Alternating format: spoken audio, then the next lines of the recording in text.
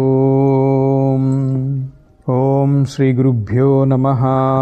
ఉపనిషత్ శాంతి మంత్రం. ఓం పూర్ణమద పూర్ణమిదం పూర్ణాత్ పూర్ణముదచ్యతే పూర్ణస్య పూర్ణమాదాయ పూర్ణమేవావశిష్యతే.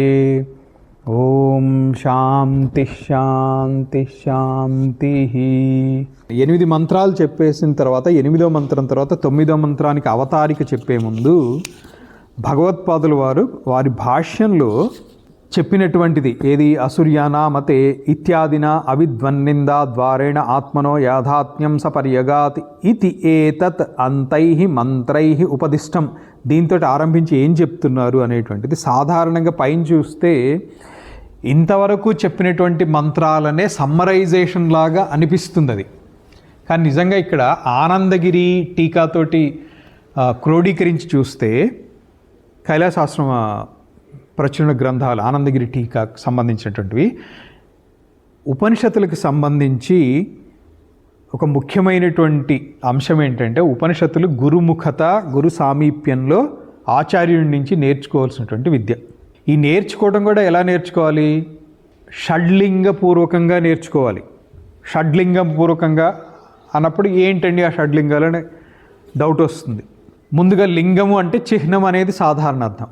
చిహ్నము అంటే సింబాలిక్ స్టేట్మెంట్ అంటాం కదా. ఏదైనా ఒక ప్రకరణలో గూఢార్థాన్ని చెప్పేటువంటిది ఏదైతే ఉంటుందో ఆ సూచననే లింగము అంటారు. ఉపనిషత్తులకు సంబంధించి ఇటువంటివి 6 లింగాలు ఉంటాయి. ప్రతి ఉపనిషత్తులో కూడా షడ్లింగాలు ఉంటాయి.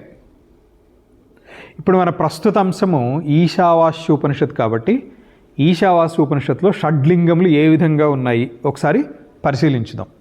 ఆనందగిరి వారి టీకాలు ఏం చెప్తారంటే షడ్లింగములు ఉపక్రమ ఉపసంహారము, అభ్యాసము, అపూర్వత,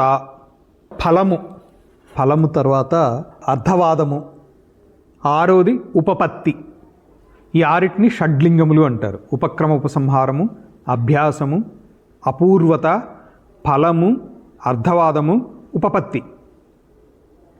ఈ 6టిని షడ్లింగములు అంటారు. ఈ షడ్లింగపూర్వకముగా ఉపనిషత్ అధ్యయనం ఆచార్యముఖత నేర్చుకున్నప్పుడే ఉపనిషత్తు నేర్చుకున్నట్టు అవుతుంది, శ్రవణం చేసినట్టు అవుతుంది. ఇవేంటి అనేది వివరిస్తాను. ఈ వివరణలో ఆనందగిరి టీకాలో చెప్పినటువంటి షడ్లింగాల్ని ఈశావాస్య ఉపనిషత్తులో ఈ 6 లింగాల్ని ఎలా కోరిలేట్ చేయాలో చెప్తాను. ముందుగా వీటి నిర్వచనం. ఉపక్రమము ఉపసంహారం. ప్రకరణలో చెప్పేటువంటి విషయం ఏదైతే ఉంటుందో ప్రతిపాద్యమైనటువంటి విషయం యొక్క ప్రారంభ వర్ణన ఉపక్రమము. ఉపసంహారంలో కూడా మళ్ళీ దాన్ని పునః నిర్వచిస్తారు. హెన్స్ ప్రూవ్డ్ అని చెప్పే ముందు మళ్ళీ ఒకసారి స్టేట్మెంట్ని రీస్టేట్ చేసినట్టుగా దాన్ని ఉపక్రమము ఉపసంహారము అంటారు. ప్రతిపాద్యమైనటువంటి విషయం యొక్క ప్రారంభ వర్ణన ఉపక్రమం అయితే చివరిలో చేసేటువంటిది ఆ వర్ణన ఉపసంహారము అంటారు. ఇదే విషయాన్ని మరలా చెప్పటము ఏదైతే ఉంటుందో ఏది ఈ ఉపనిషత్తు ఆత్మజ్ఞానం గురించి చెప్తోంది అనేటువంటిది ప్రారంభంలో చెప్పారు. ఈశావాస్యమిదగం సర్వం యత్కించ జగత్యాం జగతేన త్యక్తేన భుంజీధా మాగృధ కస్యస్విత్ ధనం ఇది చెప్పారు. ఈశావాస్యం దీంతో మొదలుపెట్టారు. అంటే ఇక్కడ చెప్పబోయేటువంటిది ఈశ్వరునిచే సర్వజగత్తు ఆవృతమైనది, ఆచ్ఛాదింపబడినది. ఉపసంహారంలో కూడా మళ్ళీ అదే వస్తుంది. దీన్ని మధ్యలో ఈ ప్రముఖంగా 8వ మంత్రం వరకు ఆత్మజ్ఞానానికి సంబంధించినటువంటి మంత్రములు. ఈ 8 మంత్రముల్లోనూ ఈ ఆత్మతత్వాన్ని పదములలో మార్పు ఉన్నా కానీ ఆత్మతత్వం యొక్క మరింత వివరణ చేస్తూ వచ్చాం. 4, 5 మంత్రాల్లోనూ, 6 మంత్రంలోనూ, 7 మంత్రంలోనూ, 8 మంత్రంలోనూ శుద్ధం అపాప విద్ధం కవిర్ మనీషి ఇలాంటివన్నీ కూడా ఆత్మతత్వము ఆత్మజ్ఞుని గురించి చెప్పటంలో పునః చెప్పాం. దీన్నే అభ్యాసము అంటారు. 3వది ప్రత్యక్షాది ప్రమాణములకు విషయం కాకుండా ఉండటమే అపూర్వత. న్యాయశాస్త్ర ప్రకారము 6 ప్రమాణాలు ఉన్నాయి. ప్రత్యక్షాది ప్రమాణములు అంటారు వీటిని. ప్రత్యక్ష ప్రమాణము, అనుమాన ప్రమాణము, ఉపమానము, శబ్ద ప్రమాణము, ఇలా 6 ప్రమాణాలు ఉన్నాయి. ఈ 6 ప్రమాణాలకి విషయం కాకుండా ఉండటమే అపూర్వత. దీని కోరిలేషన్ కూడా చెప్తాను. ఫలితం ఏంటి? సరే, తెలుసుకుంటే ఏం కలుగుతుందంటే మోక్షమే కలుగుతుంది. మోక్షమే ఫలం. ఆత్మజ్ఞానానికి ఫలితం ఏంటంటే అమృతత్వం. అమృతత్వం అంటే మోక్షం, అదే ఫలం. 5వది అర్థవాదము. సిద్ధాంతానికి సంబంధించినటువంటి విషయముల యొక్క ప్రశంస, తద్విపరీతమైనటువంటి వాటి యొక్క నింద. దీన్ని అర్థవాదము అంటారు. సిద్ధాంతం ఏంటి? ఇక్కడ అద్వైతమే సిద్ధాంతం, ఆత్మ ఏకత్వమే సిద్ధాంతం. ఆ సిద్ధాంతానికి సంబంధించినటువంటి విషయముల యొక్క ప్రశంస విపరీతమైనటువంటిది. ఆత్మ ఏకత్వానికి భిన్నమైనటువంటిది ఏంటంటే ద్వైతము, ద్వైత ప్రపంచం. అనాత్మత, అవిద్య. ఆ అవిద్య నింద ఏదైతే ఉంటుందో అంటే ఇక్కడ ప్రశంస సిద్ధాంతానికి సంబంధించినటువంటిది, నింద దానికి విపరీతమైనటువంటి దానిది, అవిద్యది. అంటే విద్య యొక్క ప్రశంస, అవిద్య యొక్క నింద, ఇదేదైతే ఉంటుందో ఇది అర్థవాదము. చివరిది 6వది, షడ్లింగములలో 6వది ఉపపత్తి. సిద్ధాంతాన్ని స్పష్టపరచడానికి అంటే ప్రతిపాద్యమైనటువంటి ఆత్మవస్తు, ఆత్మతత్వాన్ని స్పష్టపరచడం కోసం అనేకమైనటువంటి యుక్తులు, అక్కడక్కడ కొంత ఉపమానాలు కూడా తీసుకుంటారు. ఉపమానాలు అన్నీ కూడా మళ్ళీ వ్యావహారిక ప్రపంచం నుంచే తీసుకోవాల్సి వస్తుంది. కాబట్టి యుక్తి ఏదైతే ఉంటుందో ఆ యుక్తులే ముఖ్యమైనటువంటివి. ఆ యుక్తియుతమైనటువంటి ప్రతిపాద్య స్పష్టీకరణ, ప్రతిపాద్య వస్తు స్పష్టీకరణ లేదా విషయ స్పష్టీకరణ ఏదైతే ఉంటుందో దీన్ని ఉపపత్తి అంటారు. సో షడ్లింగములు ఏంటి? ఉపక్రమ ఉపసంహారము, అభ్యాసము, అపూర్వత, ఫలము, అర్థవాదము, ఉపపత్తి. ఈ 6 షడ్లింగములు ఉపనిషత్ అధ్యయనము ఆచార్యముఖత నేర్చుకున్నప్పుడు ఇవి స్పష్టంగా తెలుస్తాయి. ఇది తెలుసుకుంటమే ఉపనిషత్ అధ్యయనం. ఇవి ఎప్పుడైతే వీటి పూర్వకంగా అంటే షడ్లింగ పూర్వకంగా ఉపనిషత్ అధ్యయనం జరుగుతుందో అప్పుడు ఆత్మతత్వం యొక్క స్పష్టత ఏర్పడుతుంది. సో ఇప్పుడు ఈశావాస్య ఉపనిషత్తులో వీటి కోరిలేషన్ చెప్తానన్నాను. మొట్టమొదటి మంత్రం ఏంటి? ఈశావాస్యమిదగం సర్వం యత్కించ జగత్యాం జగత్ తేన త్యక్తేన భుంజీధా మాగృధ కస్య స్విద్ధనం. ఇది ఉపక్రమం.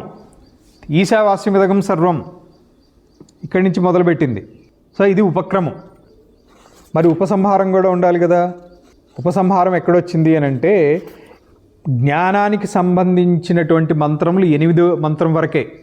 మధ్యలో మళ్ళీ 2, 3 కూడా, 3వదేమో అవిద్వన్ నింద, 2వ దాంట్లోనేమో కుర్వన్నేవేహ కర్మాణి జిజీవిషేత్ శతకం, అది కూడా అవిద్యకి సంబంధించినటువంటిదే. సో 8లో 2 తీసేస్తే 6 మంత్రాలే ముఖ్యంగా జ్ఞానం గురించి, ఆత్మతత్వాన్ని గురించి. సో మరి ఉపసంహారం అనేటువంటిది చివరి మంత్రంలోనే వస్తుంది. జ్ఞానాంశకి సంబంధించి 8వ మంత్రమే చివరిది. తర్వాత 9వ మంత్రం నుంచి 18వ మంత్రం వరకు ఇవన్నీ కూడా కర్మ ఉపాసన గురించి వస్తుంది. లోకంలో అందరికి కావాల్సినటువంటిది నిజానికి ఇదే. ఈ కర్మ ఉపాసన కావాల్సింది ఇదే అని అంటే వాళ్ళు కోరుకునేటువంటిది ఇది. ఇది అవసరమని నేను చెప్పటం కాదు. సో జ్ఞాన అంశానికి సంబంధించి ఉపసంహారంలో సపర్యగాత్ శుక్రమకాయం అవ్రణం అస్నావిరగం శుద్ధం అపాప విద్ధం ఇదంతా చెప్పుకున్నామా. ఈ సపర్యగాత్ శుక్రం అనేదైతే చెప్పారో యథోక్త ఆత్మపర్యగాత్ పరిసమంతాత్ అగాత గతవాన్, పరిసమంతాత్ గతవాన్ పూర్తిగా తొలగిపోతుంది, తొలగిపోయింది అజ్ఞానం. ఇదే ఉపసంహారం. తర్వాత అభ్యాసం. అభ్యాసం అంటే ఏమని చెప్పాను? పునః పునః ప్రతిపాద్య వస్తువుని ఉటంకించటము లేదా మళ్ళీ మళ్ళీ చెప్పటం. అది మనకి 4వ మంత్రంలో వస్తుంది. అనేజదేకం మనసో జవీయో నైనద్దేవా ఆప్నువన్ పూర్వమర్షత్. అనేజత్ ఏకం మనసో జవీయో. దీని వివరణ ఆల్రెడీ చెప్పాను కాబట్టి మళ్ళీ వివరణలోకి వెళ్ళను. సంక్షిప్తంగా దీన్ని అర్థం గుర్తు చేయటం. అనేజత్ అంటే కదలనటువంటిది. అనేజత్ ఏకం మనసో జవీయో, మనస్సు కంటే కూడా వేగవంతమైనటువంటిది. పరస్పర విరుద్ధంగా తోచేటువంటి అర్థం కలిగినటువంటి పదాలు ఇవి. స్థిరంగా ఉంటుంది, మనస్సు కంటే వేగంగా వెళుతుంది. దీని వివరణ విస్తారంగా చెప్పుకోవటం అయింది కాబట్టి మళ్ళీ ఆ అంశాన్ని స్పృశించను. ఇదే అభ్యాసం, పునః పునః చెప్పటం. దేని చెప్తోంది? ఈశావాస్యమిదగం అనే ఉపక్రమంలో ఏదైతే చెప్పారో దాన్నే మళ్ళీ మళ్ళీ చెప్పటం, ఆత్మతత్వాన్ని. ఇది అభ్యాసం. అపూర్వత. అపూర్వత అంటే ప్రత్యక్షాది ప్రమాణాలకి అందకుండా వాటితోటి చెప్పబడనటువంటిది, వాటికి అందనటువంటిది.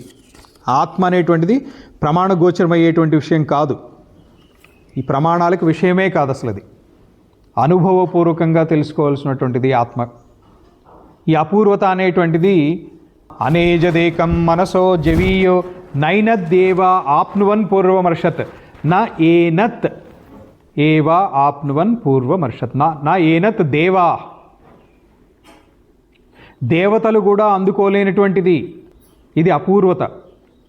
దేవతలకు కూడా అందనటువంటిది అనేటువంటి విషయము ప్రత్యక్ష గోచరం అవుతుందా? ఏ ప్రమాణానికి గోచరం అవుతుంది?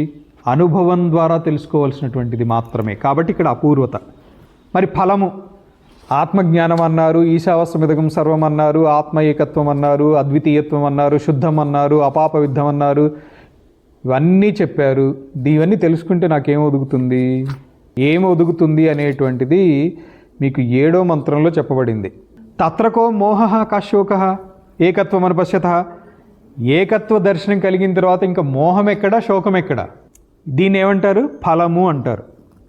సో షడ్లింగాల్లో ఉపక్రమ ఉపసంహారము, అభ్యాసము, అపూర్వత, ఫలము 4 చెప్పుకున్నాం. మరి అర్ధవాదము. అర్ధవాదం అంటే సిద్ధాంత ప్రశంస, తద్విరుద్ధ నింద. అంటే విద్యా ప్రశంస, జ్ఞాన ప్రశంస, అవిద్య నింద. ఇది మీకు స్టార్టింగ్లోనే చెప్పాం. కుర్వన్నేవేహ కర్మాణి జిజీవిషేత్ శతకం సమాహ ఏవం త్వయి నాణ్యథేతోస్తి నా కర్మ లిప్యతే నరే. ఈ 2వ మంత్రం ద్వారా చెప్పింది ఏంటంటే ప్రవృత్తి మార్గం. యావజ్జీవం కర్మలను చేస్తూ బతికేయాలి అనేటువంటి ఆలోచనలో ఉంటారు కదా, వాళ్ళ కోసం చెప్పి తర్వాత మంత్రం 3వ మంత్రంలో అవిద్వన్ నింద అని చెప్పాం. అవిద్య యొక్క నింద. వాళ్ళు పొందేటువంటి లోకం ఏంటి? అసుర్యానామతే లోకా అంధేన తమసావృతా. ఎటువంటి లోకాలు అవి? అంధేన అంటే చీకటితోటి కప్పబడినటువంటి అసుర్యానామతే లోకా. దీంతో ఏమైంది? సిద్ధాంత అంశ, ప్రతిపాద్యాంశము యొక్క ప్రశంస, తద్విపరీతమైనటువంటి అవిద్య యొక్క నింద 2 వచ్చేసాయి. ఉపపత్తి అంటే ఏంటి? ప్రతిపాద్య వస్తువుని స్పష్టపరచడం కోసం ఇంకా యుక్తులు అన్నమాట. యుక్తియుక్తంగా చెప్పటం. ఆ యుక్తియుతంగా చెప్పేటువంటిది ఉపపత్తి అన్నాం. మరొకసారి పురశ్చరణ చేసుకుంటే, సో షడ్లింగములు ఏంటి? ఉపక్రమ ఉపసంహారము, 2వది అభ్యాసము, 3వది అపూర్వత, 4వది ఫలము, 5వది అర్ధవాదము, 6వది ఉపపత్తి. మరొకసారి అందరికీ గుర్తుండడం కోసం ఉపక్రమ ఉపసంహార సహితంగా అని చెప్పారు. ఉపక్రమం అంటే ఏంటి? చెప్పేటువంటి విషయం గురించి వర్ణన, ప్రతిపాద్య విషయం యొక్క ప్రారంభ వర్ణనని ఉపక్రమము అంటాం. ఉపసంహారంలో కూడా ఆ వస్తువు యొక్క అంటే అంశము యొక్క ప్రకరణాంశం యొక్క వివరణ ఇస్తారు. దాన్ని ఉపసంహారం అంటారు. చివరిలో ఇచ్చేటువంటి దాన్ని ఉపసంహారం అంటారు. అభ్యాసము ఈ చెప్పినటువంటి ప్రతిపాద్య వస్తువు ఏదైతే ఉందో దాన్ని బాగా గుర్తుండడం కోసం మళ్ళీ మళ్ళీ మధ్యలో చెప్తూ ఉంటారు. అది అభ్యాసము. అపూర్వత ఇది ఉపనిషత్తులకు సంబంధించినటువంటివి. ఈ షడ్లింగములు అన్ని గ్రంథాలకి ఈ షడ్లింగాలతోటి పోల్చి చూస్తాము అంటే కుదరదు. ఉపనిషత్తులకి మాత్రం ఈ షడ్లింగాలు వర్తిస్తాయి. కారణం ఇక్కడ ప్రతిపాద్య వస్తువు బ్రహ్మం. అపూర్వత ప్రత్యక్షాది ప్రమాణాలకి గోచరము కానటువంటిది, ఆ వాటికి విషయము కానటువంటిది అని చెప్పటమే కాకుండా ఉండటమే అపూర్వత. బ్రహ్మ సాధారణంగా ప్రత్యక్షాది ప్రమాణాలకి విషయం కాదు. విషయం కాదు అంటే అర్థం వాటి ద్వారా తెలియబడదు. ఫలము అమృతత్వమే ఫలం, అంటే బ్రహ్మజ్ఞాన ప్రాప్తి. బ్రహ్మజ్ఞాన ప్రాప్తితోటి జీవన్ముక్తి, అమృతత్వం, అదే ఫలం. అర్ధవాదం అంటే సిద్ధాంతము యొక్క ప్రశంస. ఇక్కడ సిద్ధాంతం ఏంటి? ఆత్మ ఏకత్వమే సిద్ధాంతం. ఆత్మ ఏకత్వ సిద్ధాంతానికి ప్రశంస మరియు తద్విపరీతమైన దాని యొక్క నిరసన అంటే నిషేధం, విమర్శ అని కూడా అనొచ్చు, నింద అని కూడా అనొచ్చు. దాన్ని అర్ధవాదము అంటారు. 6వది ఉపపత్తి. సిద్ధాంత ప్రతిపాద్య వస్తువు యొక్క నిరూపణ కోసం, స్పష్టపరచడం కోసం యుక్తియుక్తంగా కొన్ని యుక్తుల్ని ఉపయోగించి ఆ సిద్ధాంతాన్ని నిరూపిస్తారు. ఇలా యుక్తియుతముగా చెప్పటాన్నే ఉపపత్తి అంటారు. ఈ షడ్లింగములు ఈశావాస్య ఉపనిషత్తులో ఎక్కడెక్కడ వచ్చినాయి అనేది చెప్పుకున్నాము. ఇది పునశ్చరణ, మళ్ళీ ఒకసారి సంక్షిప్తంగా చెప్తున్నా. మొట్టమొదటి మంత్రం ఈశావాస్యమిదగం సర్వం యత్కించ జగత్యాం జగతతేన త్యక్తేన భుంజీధా మా గృధ కస్యస్విద్ధనం. ఇది మొట్టమొదటి మంత్రం. మొట్టమొదటి మంత్రంలోనే ఈశావాస్యమిదగం, ఇదే ఉపక్రమం. ఈశ్వరునితోటి జగత్తంతా కూడా ఆచ్ఛాదింపబడినది, సర్వం ఈశ్వరమయము, దీంతో మొదలుపెట్టారు. దీన్ని ఉపక్రమము అన్నారు. మరి ఉపసంహారము మనకి 8వ మంత్రం వరకే జ్ఞానం గురించి చెప్పడం జరిగింది. 8వ మంత్రం ప్రారంభం సపర్యగాత్ శుక్రమకాయమవ్రణం అస్నావిరగం శుద్ధమపాపవిద్ధం కవిర్మనీషీ పరిభూ స్వయంభూ యాధా తథ్యతో అర్థాన్ వ్యదధాత్ శాశ్వతీభ్య సమాభ్య. ఈ 8వ మంత్రంలో ఉపసంహారం సపర్యగాత్, సహా పుంలింగ శబ్దము, ప్రథమ విభక్తి ఏకవచనము. సహా అని సూచించేటువంటిది పరమాత్మని. సో ఏదైతే ఈశావాస్యం అని మొదలుపెట్టారో ఉపక్రమంలో, సహాలో సూచించబడింది కూడా ఆ ఈశ్వరుడి గురించే. ఇక్కడ సహా అంటే ఈశః అని తీసుకోవాలి.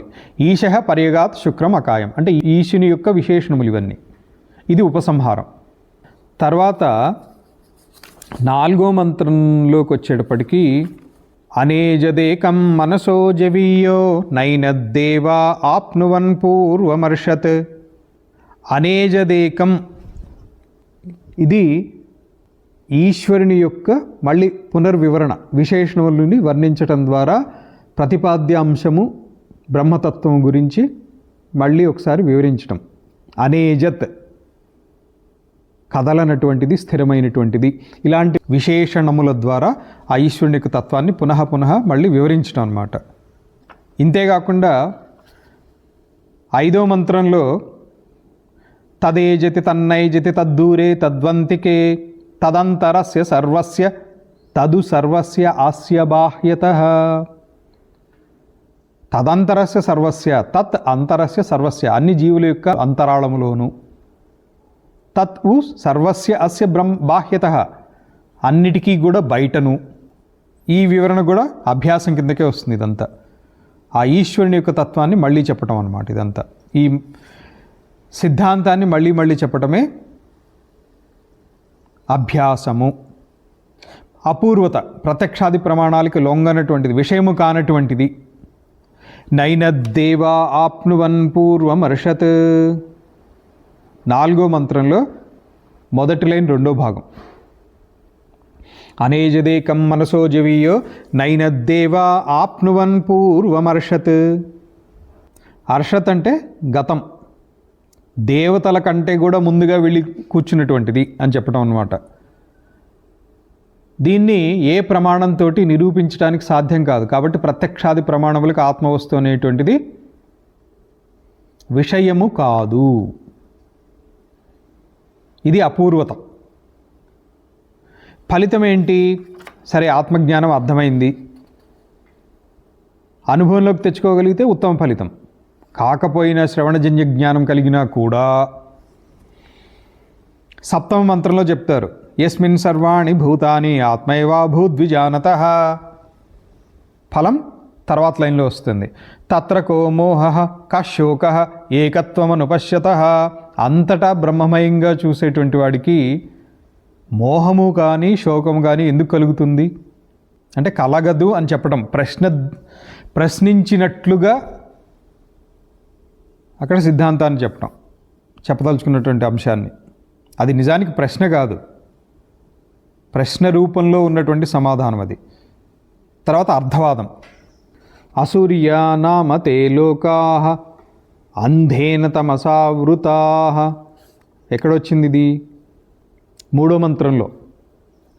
అసూర్యా నామ తే లోకాః అంధేన తమసావృతాః తాంస్తే ప్రేత్యాభిగచ్చంతి ఏకే చాత్మహనో జనాః.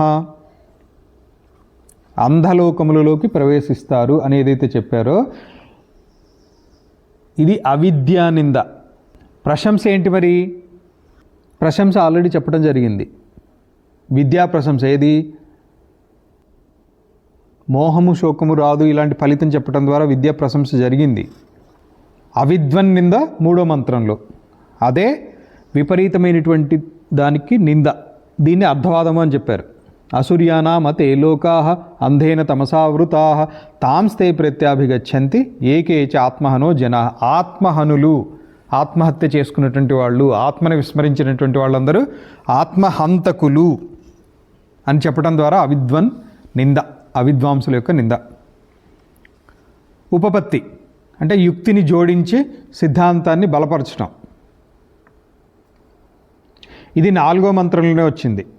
అనేజదేకం మనసో జవీయో నైనద్దేవా ఆప్నువన్ పూర్వమర్షత్ తద్ధావతో అన్యాన్ అత్యేతి తిష్టత్ తస్మిన్నపో మాతరిష్వా దధాతి. ప్రతి జీవి యొక్క కర్మని కూడా వాయుదేవుడు అంతరిక్షములో నిలిపి ఉంచుతారు. ఇది యుక్తియుతంగా చెప్పటం అన్నమాట, సిద్ధాంతానికి బలపరచడం కోసం. సో ఈ షడ్లింగములు చెప్పుకున్నాం మనము. ఈ షడ్లింగములు ఇవన్నీ మొదటి 8 మంత్రాల్లోనే జ్ఞానానికి సంబంధించినటువంటి అంశాలు, ఈ షడ్లింగములకు సంబంధించినటువంటి అంశాలు వచ్చేసినాయి. 9వ మంత్రం నుంచి 18 వరకు మిగతాదంతా కూడా కర్మ ప్లస్ ఉపాసన సముచ్చయం గురించి వాటి వివరణే వస్తుంది.